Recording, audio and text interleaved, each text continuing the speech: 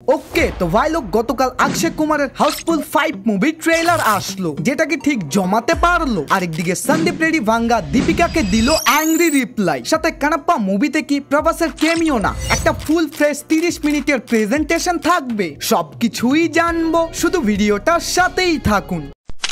প্রথমেই কথা বলি হাউসফুল 5 মুভিটা নিয়ে। ভাই যারা এই ট্রেলারটা দেখেছেন তারা অবশ্যই জানেন এখানে অর্ধেক বলিউডকেই কাস্ট করা হয়েছে। সিনেমার পুরো গল্পটাই কন্টিনিউ থাকবে একটা শিপের ভিতর, যেখানে 69 পাউন্ডের মালিক রঞ্জিত নিজের 100তম পালন করতেছে। তবে আনফরচুনেটলি সে মারা যায়। বাট টেকনোলজির সাহায্যে সে আগে ভাগেই বলে দিয়েছে যে আমার এই সব সম্পত্তিরই মালিক হবে জলি। টুইস্ট হলো এরপর 3 জন জলি সেজে আসে, যারা রঞ্জিতকে নিজের পিতা বলে পরিচয় দেয়। ইন্টারেস্টিং বিষয় হচ্ছে এই 3 জন জলিরই ধর্ম ভিন্ন ভিন্ন, কিন্তু হঠাৎ করে এই শিপের মধ্যে একজন মানুষ মারা যায়। তাই সবাই শিপের মধ্যে ভয়ে ভয়ে থাকে, কারণ না তারা পারবে এই শিপ থেকে পালাতে। অন্যদিকে কিলারও এরপর কাকে মারবে কোনো গ্যারান্টিই নেই। তবে এর মধ্যেই ঢুকিয়ে দেওয়া হয় কিছু অ্যাডাল্ট কমেডি সিন। না, ট্রেলার এখানেই শেষ না। এরপর এন্ট্রি হয় জ্যাকি শ্রফ এন্ড সঞ্জয় দত্তের, যারা এই 3 জন ম্যান ক্যারেক্টারকেই মুভির কিলার ভাবে। সিন চেঞ্জ হলে নানা পাটেকরকে দেখা যায়, যাকে দেখে আমি খুবই মজা পাইছি ভাই। কিন্তু পুরো মুভি একদিকে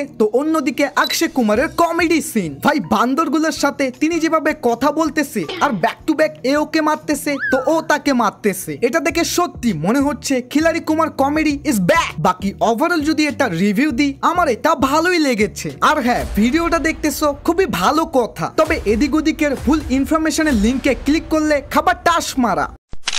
এখন কথা বলি স্পিরিট মুভিটা নিয়ে। ভাই কয়েকদিন ধরে সোশ্যাল মিডিয়ায় তো সন্দীপ রেড্ডি ভাঙ্গা ভার্সেস দীপিকা পাদুকোনের কন্ট্রোভার্সি ইন্টারনেটে আগুন ধরিয়ে দিচ্ছে। তবে এইবার তো দীপিকা পুরো সীমাই পার করে ফেলেছে। তিনি ডাইরেক্ট স্পিরিট মুভির গল্পই রিভিল করে দিল। চলুন একবার পুরো কন্ট্রোভার্সিটাই জানি। মূলত ভাঙ্গা যখন এই সিনেমার জন্য দীপিকা পাদুকোনকে অ্যাপ্রোচ করে, তখন তিনি গল্প শুনে রাজি হয়। তবে ওনার কিছু ডিমান্ড ছিল, যে আমাকে 20 কোটি রুপি পারিশ্রমিক দিতে হবে, দ্বিতীয়ত 8 ঘন্টার উপরে কাজ করব না, তারপরেও যদি তোমরা জোর করে কাজ করো আমি মুভির প্রফিট শেয়ারও নিব। তবে ভাঙ্গা দীপিকার এই প্লাস শুনে তাকেই মাইনাস করে দেয়। বাট আসল ঝামেলা তো এখন শুরু হয়। দীপিকা তার পিআর টিমকে এই সব কিছুই খুলে বলে, আর পিঙ্ক পিলা আপডেট শেয়ার করে যে দীপিকা পাদুকোনের এই স্পিরিট মুভিতে কিছু অ্যাডাল্ট সিন ছিল, সাথে অলমোস্ট পুরো মুভিটাই এ রেটেড হবে। যদিও এটা আমরা আগে থেকেই জানতাম যে ভাঙ্গার মুভি বলে কথা, তাই ব্রুটাল ভায়োলেন্স তো ইচ্ছা মতো থাকবে। বাট